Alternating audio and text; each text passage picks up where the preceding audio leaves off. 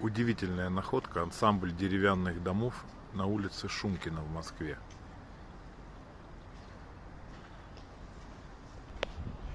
Построено это великолепие было в 1903 году, как частное владение. Потом здесь был и приют, и доходные дома. Ну, правда, в 2000-х дома подверглись так называемой реконструкции. Ну, а говоря попросту, были перестроены. Но то, что получилось, тоже не может не радовать.